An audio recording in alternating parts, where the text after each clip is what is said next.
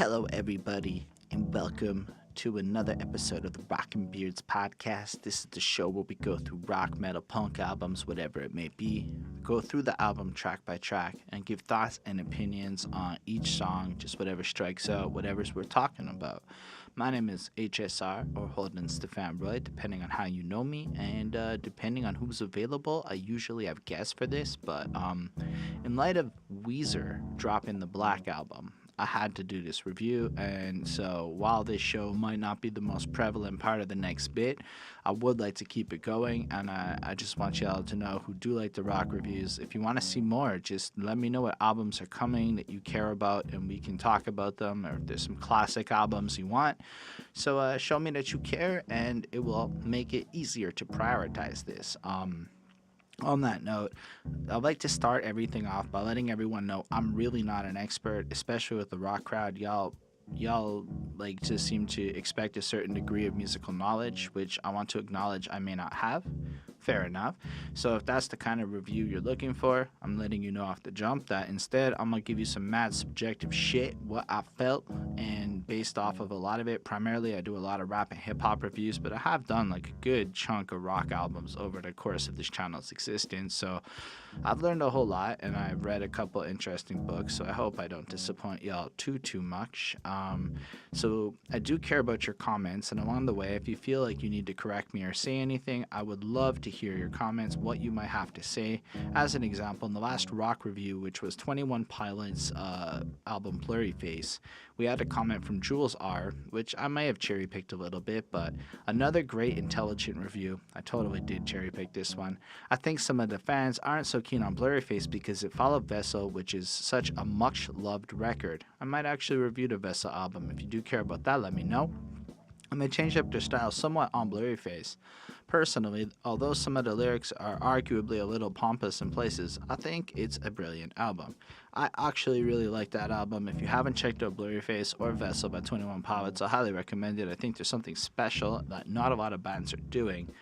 And before we get into this week's album, which is another special band that very few people can touch, I want to give a quick shout out to the patrons: Lindell Williams, Super Old School 1994, Carl J, Chris Prado, and Ismail Gadamsi. We'll talk a bit about that at the end of the video. And now it's time to jump into our review of Weezer's The Black Album. So why this one just had to get done, in my opinion, is because if you check back at the very beginning of the Rockin' Beards playlist, you'll see that episode number 1 is Weezer's The White Album. So I guess it's a little sentimental. This whole show, or the rock side of this whole thing, started with a Weezer album. I guess you can say even the inception of this project comes from me watching The Rock Critic. He did a whole video series on Weezer, and it inspired me that there wasn't enough long-ass videos covering bands and shit, so it made me want to kind of explore long content like this. So you should check out his series if you haven't. The Rock Critic, his Weezer breakdown are fucking next level. I waited to see what he had to say on Black Album till I've done it, but it's pretty exciting to see this Black Album here. I like to start off the review talking a little bit about how familiar I am with the act, in this case Weezer, because it really makes a difference in your enjoyment.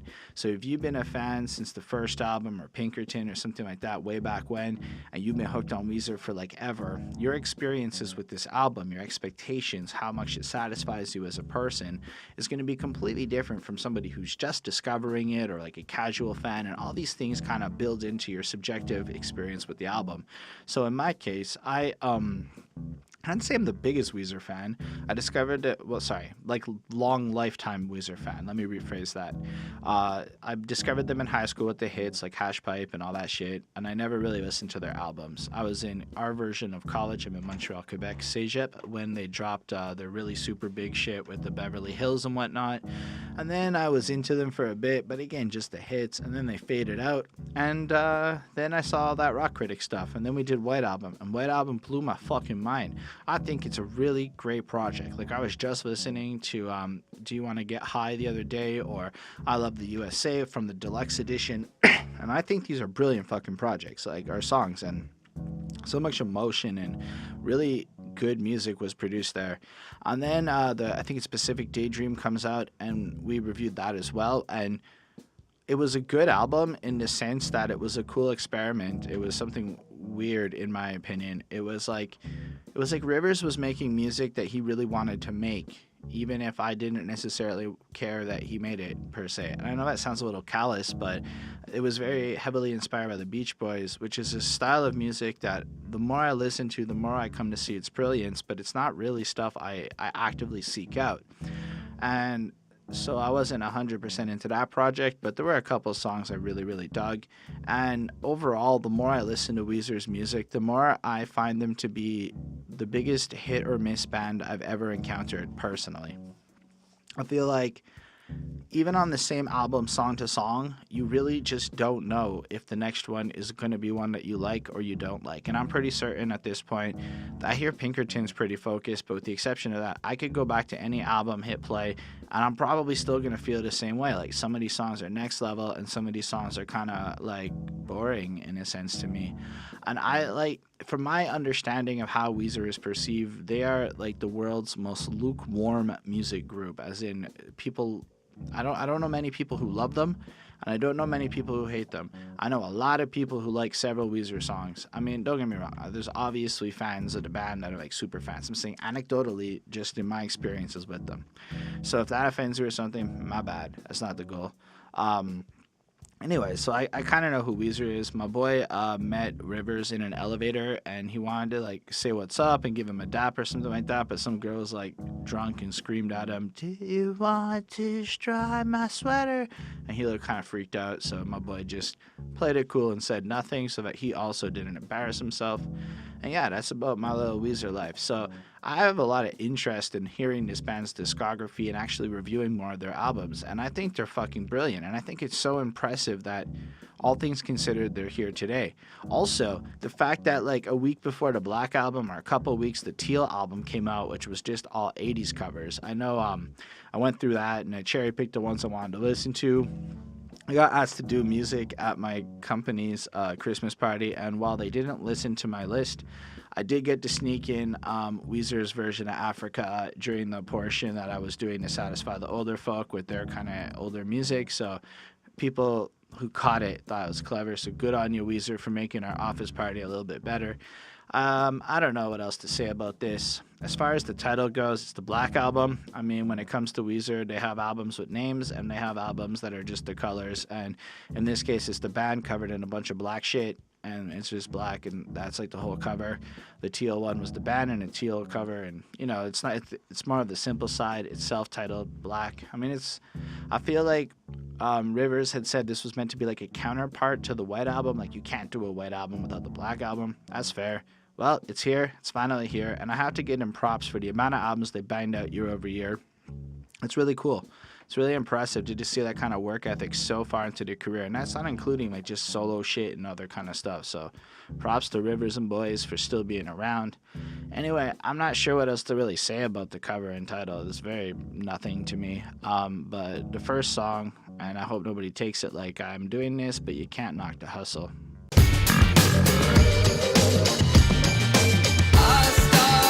So I don't watch a lot of music videos, but I did watch the music video to this one, and it has Pete Wentz sitting in the front with Rivers Cuomo's glasses on, and he's an Uber driver, and there's this couple in the back seat, and they're like making out like fucking crazy, and then they just escalate to fighting, and then somebody gets stabbed, and then at the end he screams at them to get the fuck out and kicks them out the hospital.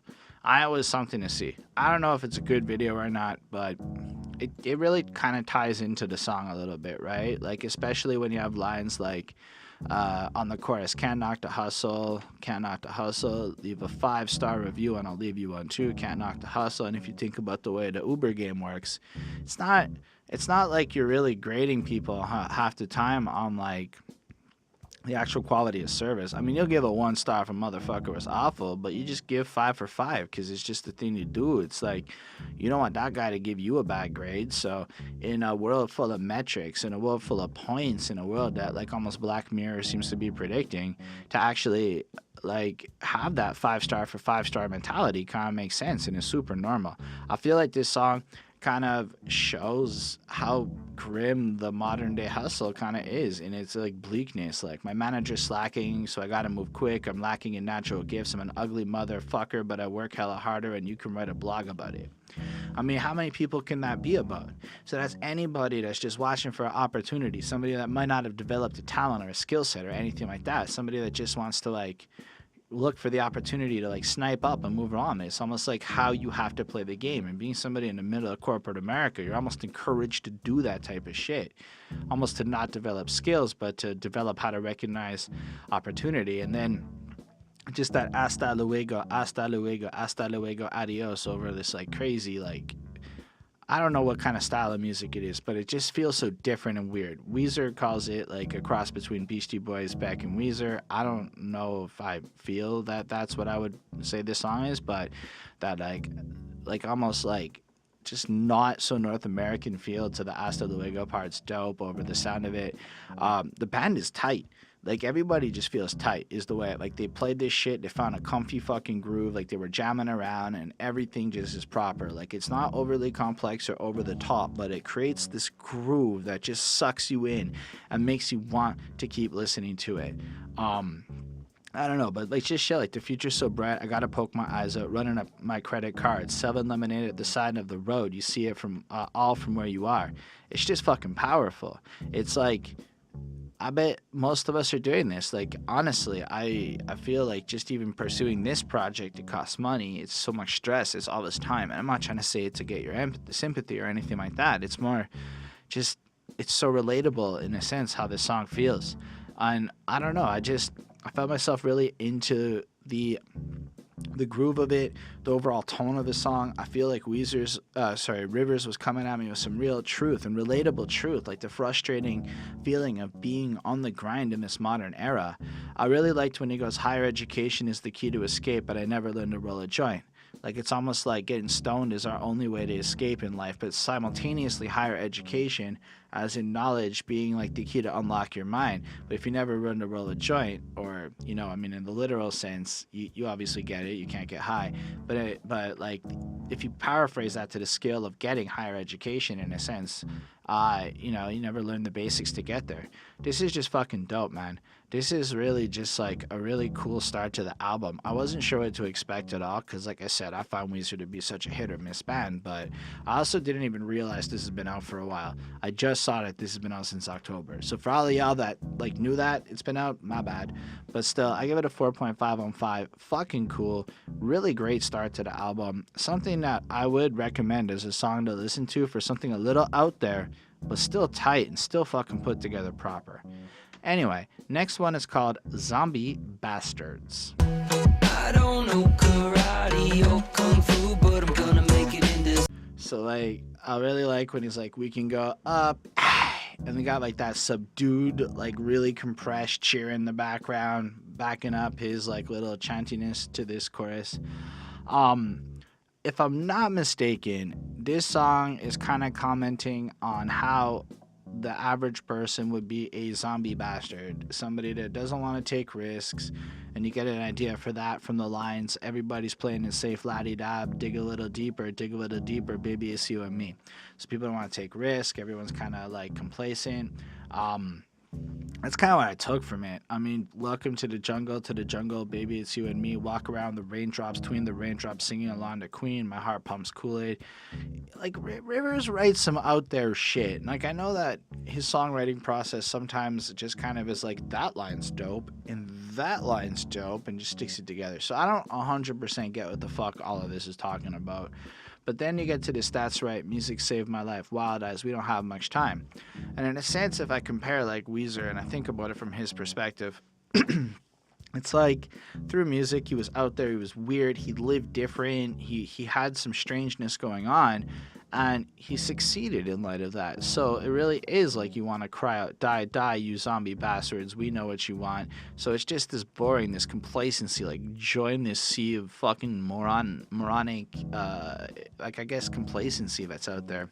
You know, I don't want to karate or kung fu, but I'm going to make it in this world. Wouldn't be pumping diesel for me people. I'm going to fight back with words.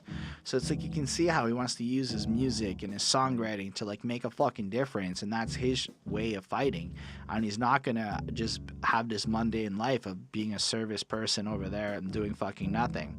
And then if I die, if we cut up to the bridge where it changes up a bit, if I die, it means I live my life, and that's much better than hiding in a hole. Die, die, you zombie bastards. And I like it. It's like a cute, like, little non-conformity anthem. But on that note, for something with the subject matter that it took on, I felt like musically it's like this soft and subdued tone to it. Like it's really just safe and playing in the box. In a sense, I feel like musically it's describing what the zombie bastards are like expecting of you. Like this calm, quiet, like ensemble put together with him singing almost in protest these lyrics on top of it. It's just, I kind of had a bit of trouble getting into this one. I feel like conceptually I dug it because, as I just explained, it's got a really cool message kind of tucked into it. But it's like, die, die, you zombie bastards. And he just feels like he's a little bit bored. I feel a little bit bored while he's doing this part. And then it just feels like the hook is a lot of the song. I like pretty much everything that's not the hook, and I don't want to imply that it's not done. It's as tight as the last one. The groove is there, it's just not that good. It's not as enthralling to me. I don't want to say good. I want to say it doesn't suck me in as much as proper. The drums is fine. The bass is very simple. Everything's tight. Everything's polished. Everything's just there. It feels like it was processed real nice. And that's my problem, I guess, with it. I feel like this needs to be grimier if you're going to, like, take on a subject like this, personally, what I would want from it. So I gave this a 4.1. I recognize it's a good song. I recognize it's well made. I just don't think it's all that interesting, all things considered. That's okay. Y'all can dig it. I'm okay with it. But maybe some of y'all think I'm just high as a kite. Don't you think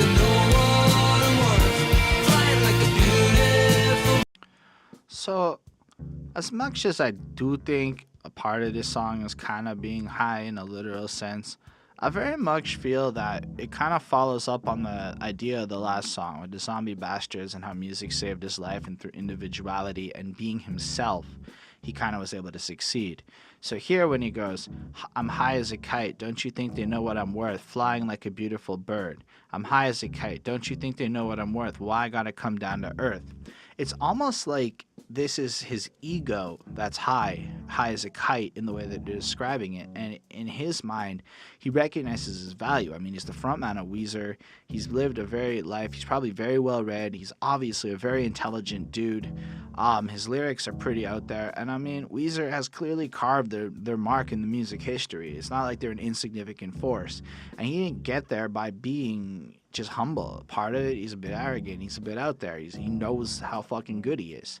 So when I think about that, it's like we're often in our society, especially with the zombie bastards, it's like if you try to like believe in yourself, you're a fucking arrogant prick and people don't like you. You're obnoxious. I was called obnoxious in the comment section recently, and I get it. I come off obnoxious because I say everything like I mean it. But, like, listen, as far as I'm concerned and the person I am, I'm, like, high as a kite. I'm learning. I'm growing. Every week I become a better person in my perception. I understand who I am. And I guess, in a sense, I know my worth. So when I hear this, I feel like it's, like, a call-out to that, like, whole notion to it. And then if you look at the verses, it's like, as much as he's high, it doesn't feel so druggy. Like, it's like, I think I'm going parasailing miles above. It's so serene. I'm letting go of all the troubles that I've seen. Way up here, no one can touch me. I'm drifting like a lost balloon. I'm out of reach, won't be coming down soon. So yeah, okay, it kind of sounds like you're doing some drugs or whatever, but it really also feels like you're living life in a way where you're almost exceeding past everyone else's expectations. Feel no pain, no pleasure, I only want to disappear, so let me play this game for children and vanish into the atmosphere. And that's the thing, right? That sounds more like imagination, letting your mind wander, almost meditate and being like young. It doesn't actually sound like you're fucked up, you know? Or when I'm high in the bridge and I'm giving up the nightmare chase, all I want to do is blow my mind. All I want to do is blow my mind. I can fly up to the atmosphere, high above the cirrus clouds, where I am one with the universe. Like, for real, this sounds a lot more like meditation than it does anything else. And I really admire that, how he could take a song where you would be expecting something like you're getting fucked up on drugs and flip it into something like I'm living my best life as a spiritual person who's trying to attain the highest level of consciousness and being that I can be. Something about the way the melody changes in the chorus and the direction of the notes is really interesting to me. Like, it feels like it's supposed to be what everyone else does, and then it subverts your expectations with something else that just feels in a really cool way. I really enjoyed it. It felt like a proper, like, decent rock song, something that was really easy to like listen to, but felt really tight, had a groove. You could almost ride the wave of this song as it was going through. I'm super terrible with instrument side of things. I'm more of a lyrics, song concept type person. Still, I enjoyed this. I gave it a 4.5. It's definitely one of my favorite songs on this album. And in case you thought I would love everything, let's talk about Living in L.A.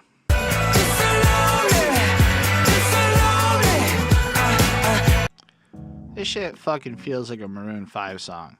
Like some pop ass, safe ass fucking song. I don't know, it's about a girl and he's comparing like this girl is like his desire to be with her and not getting to her as living in LA as a lonely, vapid experience.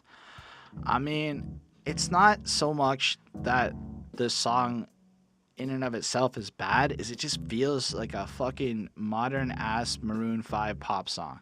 And this is not a genre of music I'm a big fan of. I mean, I feel like they had a lot of fun writing this and performing it, and I actually feel how much fun they're having doing this, and it makes me feel like my not liking of the song is kind of shitty, because I can just picture them being like, this girl I like, I'm talking about, and you just feel them all like snappy and shit and grooving around and whatnot. But like for me, it just didn't sit right. It felt so polished and lame and a lot of effects and shit going on to it. I'm not sure what they were trying to be with it. But it's cool. Like it's cool in the sense that it's versatile, and that we're in the fourth song on this project, and it's something completely different, and that I can have such polarizing feelings on the same band in the same fucking album is again something I actually admire. And to me, it's not actually a criticism. It's more of a, you know what? They are out there making the music they want to make, and I really respect that. But damn, did I find that this song had nothing to hook me to it.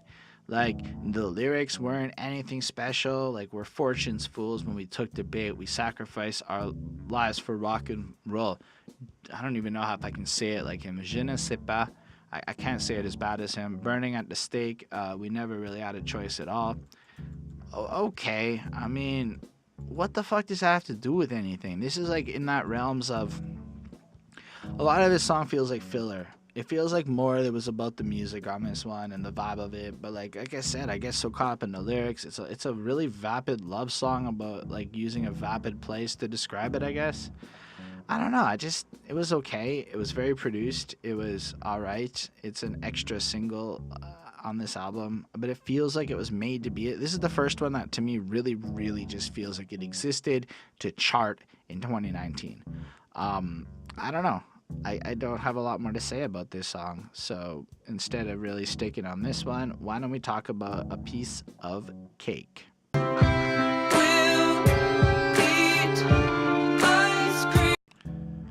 I don't know if it's about the same girl, but it sounds like now in this song, we've been in a relationship for a while and shit's not working and we're trying to like save it. I already really like this one more, just from the do do do do do do kind of like chorus, and just has like an airy floatiness to it right off the start. The song kind of feels again really different, like kind of piano-y, like ballad. I don't know if ballad is the right word, but it's kind of got this sadness to it that really translates well. Whereas Living in LA felt flashy, this feels like it's the right kind of sad and grandioseness that it needs to come with. And then it starts off strong with, let's do hard drugs, fix our problems, let me swing by, tears in my eyes. So it's like when you're in that place in a relationship and you know things are real fucked up, so you're like, listen, let's just get real fucked up, or down your bottle, do your line, whatever the hell you do. We're gonna forget about our problems for tonight. We'll remember why we love each other, and then, you know, tears in your eyes, because you know even as you swing by, it's not gonna last forever. It's just what it is. And then it cuts into that chorus of, she cut me like a piece of cake. Hope can drive a man insane. She ate me up. Then I guess if you're into this girl and she's using you, or you feel like she's using you, it would end up feeling like she cut you up like a piece of cake, and then she's going to eat that cake because she likes it. And it plays into the sense where you really can't have your cake and eat it too, but in a sense she can because you're hoping, I guess is what he's trying to say. And I thought it was kind of clever. I don't know. I like the "we'll eat ice cream, weep for Betty" like line. Like you really feel the pining, the really like pain in his like it's funny because the music's so airy and doo-doo-doo-doo-y, but like simultaneously this is really sad the way he's like spitting it. You got your little the little bridge where he goes, and she was into me, and then she changed the dial like I'm grunge or gangster rap. Who the fuck do you hang out with, Rivers Cuomo, that changes the dial like grunge or gangster rap? Like, that is the only genres I'm basically looking for on the radio. Some grungy ass punky shit or gangster rap. Fuck the people that would change the dial on that shit. What is that? I mean, maybe you're one of those people and now you think I'm an asshole, but whatever. I don't know. It's fine. Like, I thought it was honest, though. I feel like it paints the picture, and you can almost picture the type of girl she is and the way her attitude flips up and whatnot. So it's actually a pretty good line. I just wanted to comment on that. And then I like the third verse, kind of picks up. Hey, man, cheer up. Make your own luck. Have a nice life. Have some more Sprite. And I thought it was really simple. It's just kind of like... It's like, at the end of the day, don't pine over this girl. Go out there and make a better difference. So it doesn't just end on this tragic note. It kind of like, even if it's jaded, it's like, you know what? You can do better or whatever. I liked it. I love it. I thought it was a good song. This one is definitely one I could see myself liking on very weird moods when I'm into some slower shit. So I gave it a 4.25 on 5. It's definitely a good song. I'm really I'm so far halfway through. I feel like I'm impressed with the album. I've liked 3 songs. I was okay with 2 songs. That's pretty good. And the truth is, I'm just being honest. I'm just being honest. Talking to the bedroom. So in this song, Mr. Rivers is basically showing examples of how being honest or too honest gets him in some trouble. From a music point of view, I feel like it picks up. It's got a faster, kind of subdued tone, but it's kind of got this upbeat. It doesn't feel too polished. It doesn't feel too unpolished. It's got this right, proper mix in the middle. It's got a good groove to it again. Everybody's feeling tight. So right off the jump, I feel like I was sucked back into interest in terms of just the overall sound of the song. And then lyrically, it's kind of fun. Walked into the venue, slipped me your city, asked me if I'd listen, give you my critique. I listened to it, but halfway through it, I had to quit. Your band sounds like shit. So here we go. Don't get mad at me. I'm just being honest. I should have lied. Don't get mad at me. I'm just being honest. Now, as a person who's a little bit blunt and kind of tells the truth a little bit too much, I related a lot to this because in many cases in my life, people have asked my opinion and I did not say the right thing, and then I'm getting in trouble. And I mean, this is just beyond your girlfriend asking you questions and you getting it wrong. This is everybody in my life asks my opinion on shit, and if I'm not co-signing the right idea, it's almost fuck, am I supposed to lie? Literally, books will tell you to just lie in those moments so you'll be perceived better and get what you want. So yeah, I get that. And the second one, it's more of a girl, walked into the bedroom, you were standing there, turned around and smiled at me, you just cut your hair, I told you I liked it better before, you said I hope you like sleeping on the floor. So again, it's the girl's do I look pretty? He told the truth. Uh-oh, he's in trouble now. And it's just fucking fun. I really enjoyed this song. The bridge picks it up. I didn't know he was Irish. Is he Irish? And maybe it's because I'm Irish, but I couldn't keep my big mouth shut. Is that an 8? Is that a 0? I should have never opened up.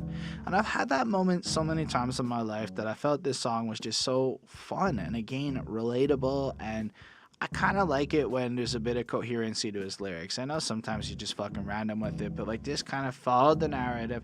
The whole song made sense. Everything connected.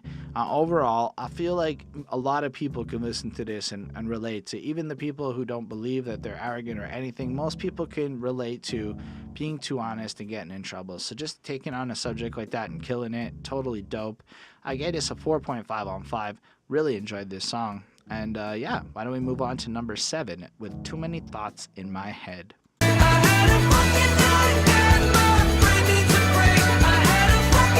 holy shit. If I thought the music lifted me up on the last one, the second this kicks in with those drums, you're like, da da da da da da da, and you just gotta move, you gotta be dancing. Like, you can't sit still listening to this shit. Highlight of this fucking album, possibly. Too Many Thoughts in My Head. Beautiful song. Like, just in the sound, it's got this upbeat, over the top, like, I don't know what the right genre is, but like, it just lifts you up. I play a little clip so that those of you can hear it, but like, for real, I just feel like I lit up. Like, I woke up on this album. I was like, where the fuck was this level? Because it's fast, it's upbeat. And then the lyrics are also interesting. Like, stay up reading Mary Poppins, overwhelmed by Netflix options. Boy found brains he never knew he had. Meet me there in Runyon Canyon. Fuel up, bitch. There's no more slacking. Moses looks at the promised lamb. I'm so high on cookies, it's insane. So you can just picture this dude. Ate some brownies. A special kind. He's fucking tripping on mine, staring at the fucking internet, learning all this shit, can't even fucking sleep, everything's fucking spinning, until leading up to that fucking chorus where it culminates into the too many thoughts in my head, now I can't get out of my brain. They got me running in circles, I feel like I'm going insane. And this is a really interesting commentary on, like, all of us, right? Because this is this, like, information consumption. Like, the truth is, like, you don't even need money to sit there and stare at your fucking phone and, like, go on YouTube as long as you got a Wi-Fi somewhere. Like, it's insane the amount of, like, information we can pursue. So when you get to shit like, I had a funky night and my brain needs a break, like, that is, like, everyone, you know? And I've had so many nights like that. I can't stop thinking. I can't even sleep. Everything's tripping. You learn some stuff. You go on some rabbit hole. And, like, that's just information, let alone if you're out in the world doing some interesting shit or whatever. Either way, this is the best hook on this project. It just fucking picks up. The everything is dope about this. The second verse is also pretty great. Tried to get my thoughts on paper. Comb my hair like I'm a gangster. Got to do the dog and pony show. Algorithm sure ain't helping. Prefrontal cortex is melting. I'm going where the weather suits my clothes. So we have to look a certain way and act a certain way and parade ourselves in a certain way because of algorithms and social medias and interests, and everything's kind of fueling into the cycle of what we're all trapped in right now. And you know what? He just wants to go somewhere where the weather suits his clothes. I don't know. To me, I just picture him escaping and going to some beach where he doesn't have to wear clothes, or go somewhere where people don't judge you on your clothes. I don't really know. But either way, this shit's fucking dope. It's just so strong. It's such a powerful commentary on just, like, again, our indulgent fucking lifestyle. Like, nothing can titillate me. Dried up like a dead battery. Throw me upon a heap. Gonna be reused, but it won't be me. Can't seem to get connected. What was the name of the network? Dumb thoughts with a dumb program. I need a little more RAM. And as, like, a person into music, it's like, I look at how many albums come out every week, and it's like, no shit that people think hip-hop's dead or that good music isn't getting created. All you really can rely on is what gets paid to be on the radio, and that's all a big old cash grab, cash game thing. Look, all I'm trying to say with all of this is this song is fucking amazing. It's really focused. It's really on point in terms of describing a phenomenon, and again, I think a lot of us can relate to. And it's done in such a cool way with such a powerful, upbeat musical point. Like, I get this a 4.75. It's just shy of being a song I could put on any day of the week, every time of the day. It's really one of my favorites on this project, and I could not recommend it enough. On that note, why don't we talk about how Rivers Cuomo is the prince who wanted everything. His hair is very Joan Baez. So apparently this song didn't start off being about Prince, but as soon as he started working on it and getting into it, it turned into being a song about Prince. So once upon a time there was a Prince. He tried to save the world with funk rock riffs. Look at him now, oh, cobblestones. And I guess that's fair, especially if you're into the theory that he was assassinated the second he was going to get his masters back and shit. So he wanted everything. He wanted to save the world and he wanted to control his music, and I kind of like that. He wanted bigger and better things for everyone out there, and that we approached it like that. So that's fucking interesting to me. The do-do-do, I mean, like, to me, like, that, like, it's got a very old school flow to it in terms of, like, a funkier side to it. I don't know how to describe it so well. I had a little bit of trouble getting into this song. I thought the subject matter and making a song dedicated to Prince is actually just a really cool thing for him to do. and I really enjoyed that. And like, you know, his hair was very Joan Baez-y. I had to look that up. I still don't really get it too much. And fans would auction off his autographs, which is fair. People really were fucking into into Prince. And the bridge then we have, because life will make a beggar of a rich man, which is kind of what happened. From what I understand, he lost a lot, bring the sovereign to his knees, and all the gold and all the platinum melting like a chocolate sea. The only way to escape is to dance, dance, dance in the flames. And I guess that's maybe commenting on like kind of how even if you have all of these things in appearance wise, or you're on top of the world at one point, the industry will destroy you, and the only way to keep your shit or to escape is to basically burn or to get destroyed in some way or another, and then you can escape. You know, almost death is an escape. I don't know, maybe I went too morbid with that. Either way, it's like all the courtiers would genuflect. I don't know if genuflect's a word. I think Rivers made that up.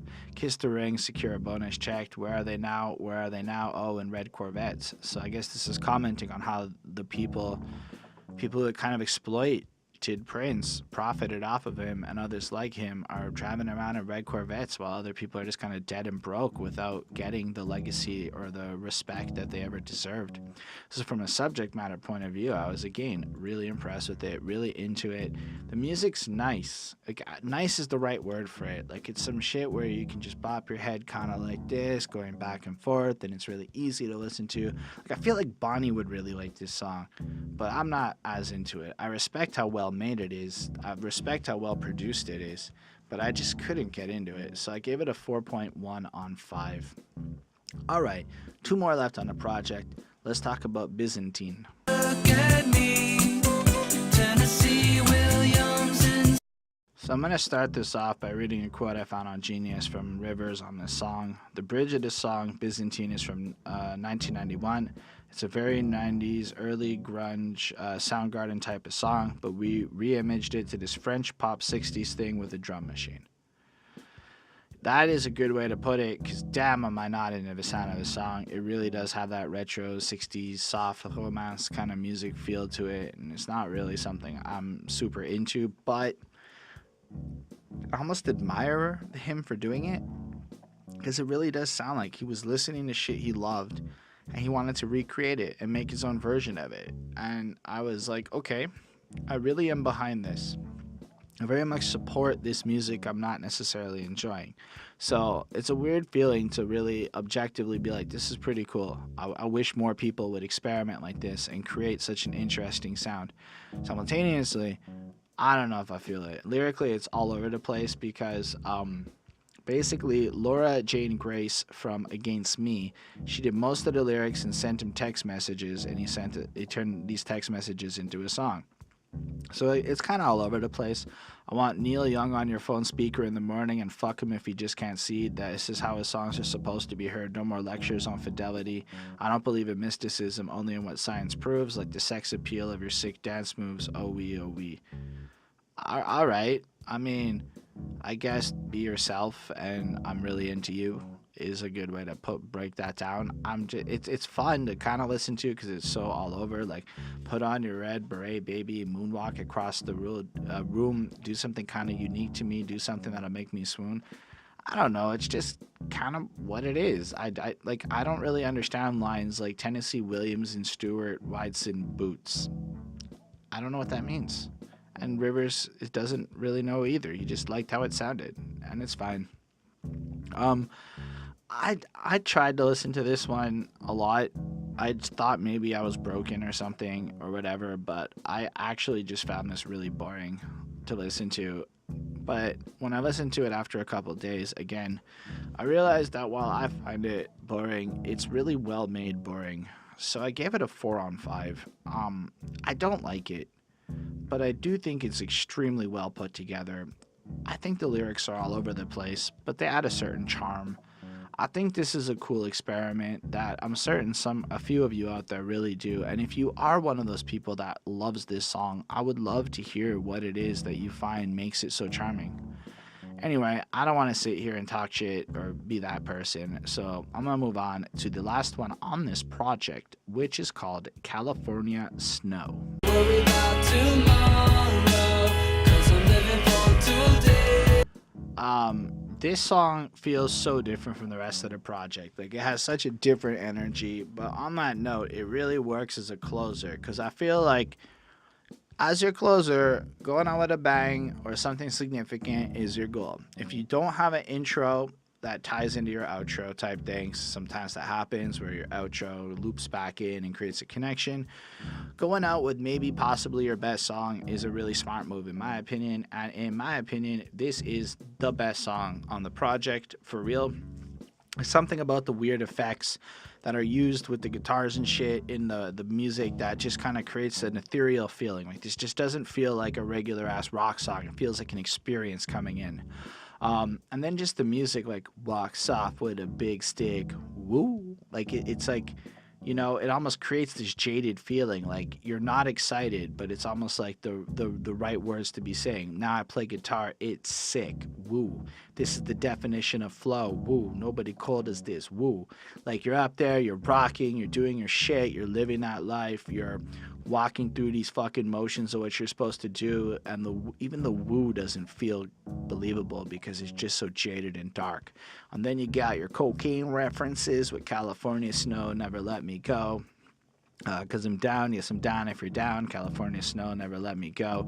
And it's fucking jaded. It's fucking dark sounding. It really feels like you're fucking trapped inside this like cocaine fueled rock star dream of a life, but you feel just empty and shit inside of it at the same point.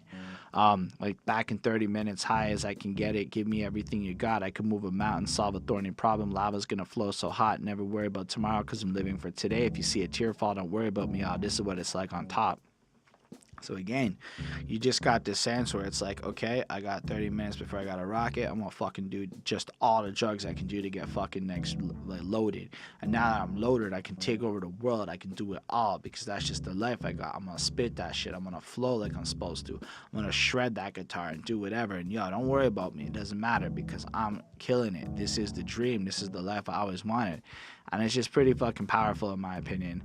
The bridge comes on and is a little bit dark too. Never go against the family. All I ever have to do is sing. Never get against the family. Where the root is strong, the fruit is sweet. Did you ever get to be a child? Shake it up until it hurt. Panic attack. Stay the hell back. It's me and you against the world. It just feels like broken. Like, if you're one of those people that ended up losing your childhood to chase a dream or to be caught up inside of the shit, and it just feels broken. Almost like you feel bad for these people, these like celebrities that are completely turned into fake people. Like, I mean, Weezer, Rivers was really young when he started, so it's like, did you ever get that chance to be a fucking person? I don't know. It's really powerful. It's really a great song to me. It is like it was an experience more so than anything else on this project. It's right up there, I think, with Too Many Thoughts in My Head. But those two, it's kind of hard to pick which one I like more. I did give this a 5 though, because I feel like the overall sound of this fits into my life better than, say, Too Many Thoughts in My Head, which is just more, I love it, but it's a little bit out of my league of what I would love. That was a stupid sentence. Anyway, 5 on 5. Great ass fucking song. Cool way to close out this project. And yeah, on that note, we have reached the end of this album review. So for the Weezer's Black album, I'm going to give the project a 4.35 on 5. There are 10 songs on the album, and each of these 10 songs sounds radically different. That is a huge bonus point for somebody going into this. Don't necessarily trust my grades, but realize that, like I said at the beginning, there's going to be a hit or miss experience, I think, for a lot of people coming onto a lot of these songs. Unless you just happen to have the same influence, you love the same shit that Rivers is influenced by, I feel like it changes a lot. Some songs feel kind of vapid lyrically. Some feel like very focused, very much like what you want to listen to. There's some, in my opinion, great highlights, and it ranges from fast to slow, and it goes all over the place in a really great way. They always sound proficient. They always sound on point. Nothing sounds like, oh, that's terrible. So I got to give a lot of kudos to this album being as fucking well put together and as good as it is. I do prefer White Album. White Album was better to me, but Black Album was pretty fucking good. Both of them are better than Pacific Daydream. On that note, I don't have a lot more to say on this. I just, again, would love to hear your thoughts on the project in the comment section below. We can have a little conversation there. If you do comment, I assure you I will answer you, and we can have a chit chat. Special thanks to the patrons Ismail Gadamsi, Chris Prado, Super Old School 1994, Linda Williams, and Carl J. They support what we do. They helped us get a new camera recently. And if you do join us over on Patreon, you can join the request pool where you can tell us what albums we're doing. Like, slowly but surely, Patreon is getting more and more requests a week going on, or a month, I should say. They also get access to content early when we're on time with getting shit up early. And we have a public Patreon a public Discord that you can join. You can check the description of the video where we can chit chat or whatever. And we have a private one for the patrons that when you join up, we'll send you the link to. And yeah, so if you want to see us grow, it's a good way to do so. Otherwise, you can hit that subscribe button. If you did like it, please like that video. Please leave a comment. We can have a conversation, especially if you didn't like it. I'd love to know what you hated about me. Yeah, I dropped a project musically recently. I make rap music, so you can check that out on this channel, or if you check the description, you'll see a link to Spotify, or you can search for my name, Holden Stefan Roy, on anything you listen to. Let me know what you think about that. And yeah, what rock albums should I be talking about? What shit in the world of metal and punk is coming out that you're excited about? Let me know. I don't believe punk rock's dead or rock is dead. I think it's just, again, it's not getting the attention. So if I can review these albums and bring some shine to some shit, that's something I can do. So let me know. Thanks, and we'll talk again soon.